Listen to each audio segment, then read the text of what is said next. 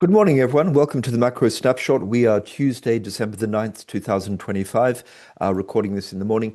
I just want to point out to everyone one of the most interesting developments in the markets over the last few days has essentially been the repricing in a lot of central banks of a slightly more hawkish rate path going forward into 2026. So a lot of central banks, we had the RBA last night, for example, are essentially kind of trying to say that maybe the rate cutting cycles has finished as a global economy seems to be remaining relatively resilient and global levels of inflation seem to remaining relatively sticky. So we'll just have a quick look, and we can see here, if we look at a couple of, a few of the banks around the world, is the market implied path of the ECB rate. And you can see now, this is actually taken from yesterday, but you can see here that going back to, let's say, a month ago or so in the orange, you can see that in general, you see the ECB rate is starting to push upwards. You can see here for the RBA, as we saw, that has actually sort of converged. You see for the in New Zealand, the where we are now, it's sort of pushing up. And also for the Fed, you can see the same thing. And just finally on this one here, you see the Bank of Canada, you can see how that's pushing up. So overall, there seems to be this sort of sense that the time has come for central banks to reassert their independence in a certain sense, and to actually, the basically rate cutting has stopped. We also see this if we look at the SOFR curve in the US. So this is the 3 month bonds. And you can see here, again, this is from yesterday, but you can see here from yesterday in the white, you can see here how the implied rate, which is over here on the right hand side, so the trough, so the lowest value, which is sort of in sort of March of 2027, that was around just over sort of about 3%. You can see here that over the last sort of period, that's gone up, quite substantially by about sort of 15 basis points. You see the differential here. So you see that really this hawkish repricing, if you look at these contracts, really sort of, from September 26 going out to, let's say, halfway through to 27, that period there, it's really been a hawkish repricing of about 10 to 15 basis points. And really, what is that sort of signaling? And another way of looking at that, to see the signals the bond market is sending this, is to look at some of the yield curves, which is kind of interesting. So if we just start and look at what the 1 year yield, so this is the yield curve, the nominal yield in the US, you can see, I think I showed this a day or two ago, but you can see here that the 1 year has started to tick up. You see the 2 year also, the yields really sort of starting to push higher. But really, what the biggest move is actually in the 5 year. And although the 10 year has gone up and the 30 year has gone up, and it's getting a lot of sort of publicity or a lot of press, a lot of people are talking about the long end. What I want to focus on here is the fact that the 5 year, if you actually look at some of these curves, so let's look at the twos to the five, you can see there's been a very, very significant sort of steeping of the twos to the 5 yield curve. So essentially saying that the 5 year yield has gone up a lot more than the 2 year yield. And if you look at that, let's say compared to the twos tens, you can see that the twos tens has also steepened, or the twos 30s has even flattened a little bit. But if you look at the fives 30s have actually flattened a little bit. So really, what's happening here is it's like the twos and fives has steepened, and the fives and tens hasn't done much. So really, the big sort of yield curve action is in the twos and the fives. So the question is, why is the bond market really saying that the 5 year yield is the one which has to take the most pain? And that almost seems to be the bond market saying, okay, the Fed is going to cut another, once, twice, actually 3 times. So we're now down just over about 3%. So keep in mind that the Fed funds rate, the effective Fed funds rate today is about 3.87 or so. So as we just saw, the SOFR rate is implying, around about 75, 80 sort of basis points of cuts. So around about 3.5 cuts is priced in. So what the market is basically saying is sort of like, okay, number one, the Fed will probably cut, 3 times or so over the next 6 to 9 months. We know that Powell will be gone, and that there'll be a new chair who, in theory, will be a little bit more dovish. But after that, the economy seems to be relatively robust. There's going to be sort of a push to sort of stimulate the economy into the 2026 midterm elections. And by the way, inflation is also relatively sort of sticky. So putting that all together, the market has basically said, okay, the very front end of the curve, so the 1 and the 2 and the 3 years won't move that much. They may be repriced a little bit more hawkishly, but really the market is sort of focusing on that slightly more medium-term prognosis for the economy, which, symbolically or as a proxy is the 5 year. And that's why we're seeing those yields push higher, and obviously the price push lower. So all that to say, I would say anyone trading bonds and just in general who wants to see what the market, the bond market is sort of forecasting or thinking about the U.S. economy and the future path of yields, keep an eye on that twos to five yield curve because that one's giving quite a lot of useful information. And talking about the equities, just interesting little chart here which I found, when did I find that? This morning. It's kind of interesting. Someone here, a research company did basically here, this is the S&P 500 returns. After the Fed cuts, if the stocks, the S&P 500 is within 2% of all-time highs. And that's where we are now. Of course, we're actually very close to the all-time highs. You could say we're within 2%. And essentially the bottom line here, if you're looking at all of this, is that over the following year, if the Fed cuts into a relatively strong economy, or let's just be more specific, a strong stock market, the returns over the next year almost always have been very, very, very positive. And so you can see that even over the next month is a bit short term, but let's say the next 3 to 6 months, you can see that in general, the average is for a very strong performance. So the point is that, if the Fed is going to be cutting into, an S&P 500 with stocks almost at all-time highs, and you have to say a government in the White House administration, which is very sort of focused on winning the elections in November of 2026. At least from a historical perspective, historical analysis would say that, the stock market should perform, excuse me, quite well over the next sort of 6 to 12 months. Excuse me, just grab a little bit of tea here. Okay, so let's just look at a few other things, just see what's going on here. Obviously, we have some interesting data for the labor market coming out this morning. We just had the small business optimism index that actually came in not bad. Again, this is the point that optimism is it's sort of picking up a little bit, sort of confidence. 99 was the actual compared to the forecast. So you don't want to overread too much looking into that, but basically that's quite positive. What is going to be interesting is the weekly ADP number. Looking at the previous was minus 13,000, so let's keep an eye on that. I mean, that's a weekly number. There's a little bit of noise, but possibly what's going to get more of the market's attention, and this is a number we haven't seen for many, many months, is the JOLTS number, so job openings and labor turnover, so the changes. So really what we want to be seeing here, we're going to get sort of a little bit of data here. I mean, it's old data in a sense, September, October. But nonetheless, it's got to start giving us a bit more granularity and detail. So we have to obviously look at the number of job openings, so new jobs which are sort of technically being advertising. But we also want to be looking at the quit rate. So are people more confident quitting?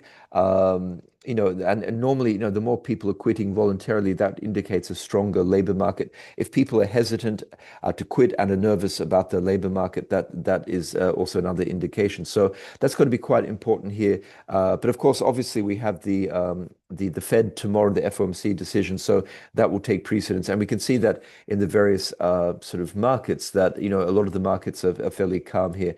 We had a little bit of a push up in the VIX yesterday, so vol going up a little bit, but it's still quite low at 16.84.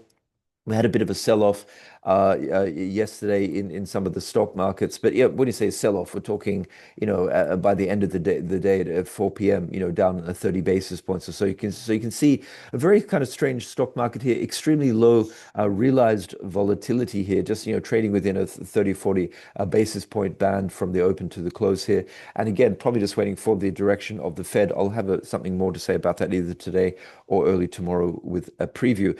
So just talking about some of these stocks, and maybe having a look at Nasdaq. Obviously, everyone's been following the news with Nvidia that the sort of the second, not the top tier chips for Nvidia, but the H200. So that's not the Blackwell architecture or the H100, but still, the H200. Trump, after a phone call from the CEO of Nvidia, agreed to grant an export license to China of those H200 chips. Of course, the U.S. government is kind of strange for a so-called capitalist society. Will be taking 25% of those export sales. On the other hand, China themselves responded to that by saying that. they could limit access to some of those chips. So a sort of a bit of a cat and mouse game going on. But nonetheless, in theory for Nvidia, that's at the margin, relatively good news. It's certainly not bad news. But let's keep in mind it's not the most sophisticated H100 chips or the Blackwell as sort of a structure, as I said. So we had a little bit of a pop on the Nasdaq, but that's subsequently given back a little bit here. And again, very similar to the S&P 500, waiting for the FOMC. Probably, what's actually quite interesting as well is just having a look at the dollar. So if we have this situation that what's happening with the dollar here, obviously it hit sort of resistance around about 100 and has come down, but now it's starting to push just a little bit higher, especially against the Japanese yen. You see that this bull flag seems to have pushed higher, and that's even despite overnight we had some slightly hawkish comments, at the margin by Bank of Japan Governor Ueda that gave the Japanese yen a bit of a boost for about 20 minutes or so, and then we see that the US dollar continues to push higher against the JPY, and this does look like a continuation of this uptrend, a classic kind of bull flag. And you have to say that if we do get, as expected, a bit of a hawkish cut tomorrow from the Fed, that could push higher. And although there's been a lot of talk about the Bank of Japan normalizing and hiking interest rates, the reality is they haven't.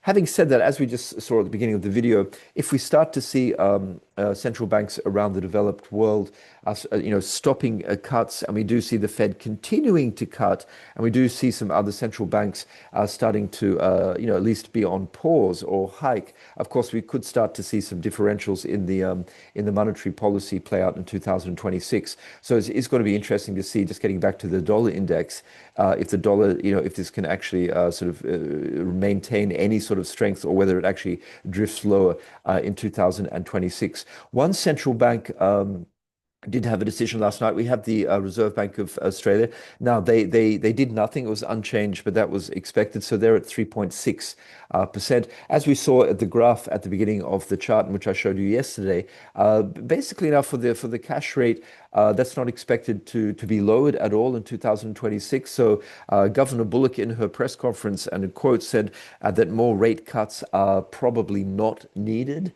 and that they're going to be data dependent. So she didn't say they were hiking, but she did also say that the most probable path going forward was, and quote, an extended pause or hike. So extended pause or hike. So this is interesting. This is starting to be some of the rhetoric which we are starting to see from central banks. And keep in mind, guys, that the central bankers, they do meet once a month over in Basel in Switzerland at the Bank of International Settlements for a cup of coffee and apparently some very nice wine.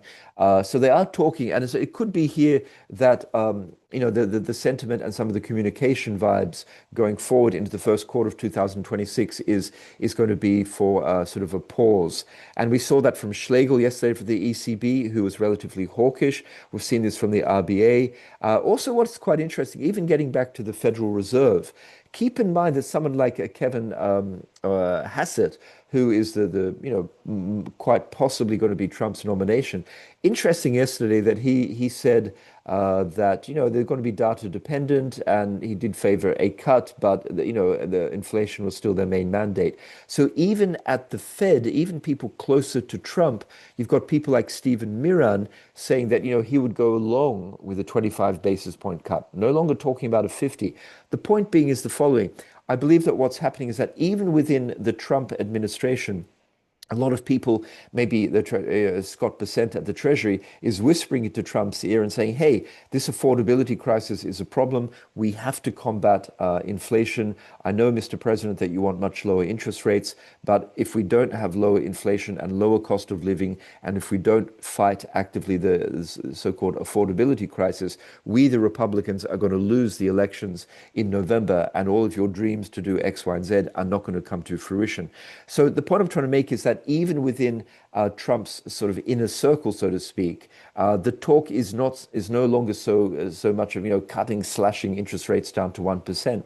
And we can also note that Trump himself hasn't been sort of bashing publicly Powell that much. When was the last time we heard Trump, saying, belittling Powell in public and saying that he should be cutting by 1% or 2% down to 1%. He hasn't been saying that for the last few weeks. So, point I'm trying to make is that not only that, let's say, the centrists no longer want to cut, but I think even some of the more dovish members of Trump's entourage are dialing back the dovish rhetoric a little bit because they understand that the adults in the room are telling Trump that if they cut into a cycle, into a sort of an inflationary, sticky inflation kind of scenario, yes, you're going to pump the stock market, but for most of Americans who don't own stocks, 70-80% of Americans who don't own stocks, they don't care at all about the stock market.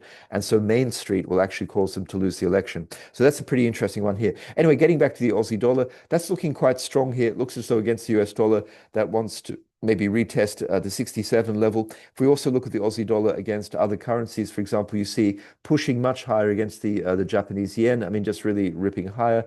If we look against the Swiss franc, it looks as though it's breaking out of this kind of sort of trade range here. It definitely looks as though it wants to test up to, let's say, the 53, 54 level, perhaps.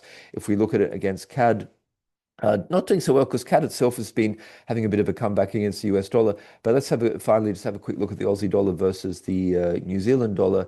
Well, it's been up a huge amount, so not really pushing higher, but really up against the JPY. So that's an interesting one. Talking about the commodities, just want to have a quick look at oil. Oil had a bit of a sell-off yesterday.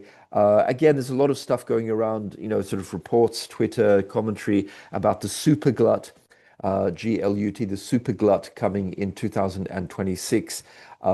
We shall see if that materializes because there's also some counter arguments to that. But oil just finding it, stuck in the range here. What could give us a little bit more color is that the EIA, so energy sort of agency, the International Energy Agency, is coming out today with its STEO, which is the short-term energy outlook. So that's basically their forecast of where energy demand, including oil, will be, well, in the short term, obviously over the next, let's say, quarter or so. So if that's positive, that could give a little bit of an upward boost to oil. On the other hand, if that's sort of a bit gloomy and saying that indeed some kind of glut is sort of arriving, some kind of surplus, we could see oil sort of pushing a little bit low, at least maybe to retest the lows down here at 57. We'll keep an eye out for that. Okay.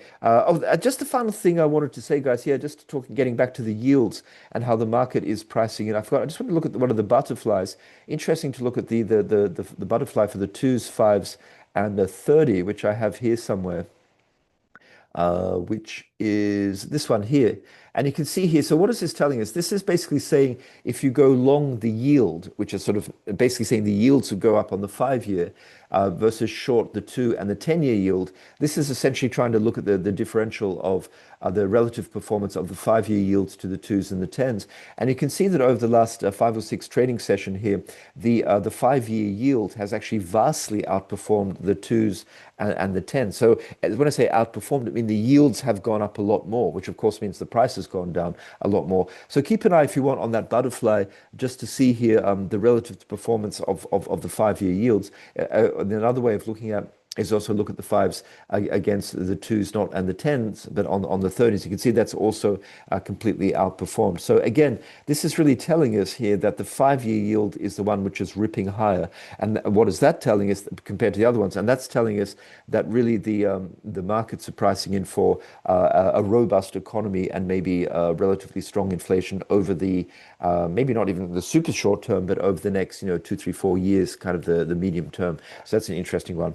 Okay, we'll leave it there. Let's look at actually ADP has come out because we're just after the 8:15. So we have ADP came in here at 4.75 thousand. So that's flat. Okay, so at least it's not a negative number here. It's just come in, again, not fabulous, but not a negative number, flat. Interesting. Okay, I'll leave it there. Have a great trading day, guys, and I'll be back later with some kind of FOMC preview and the Bank of Canada either later today or early tomorrow morning. Thanks very much. Have a great day.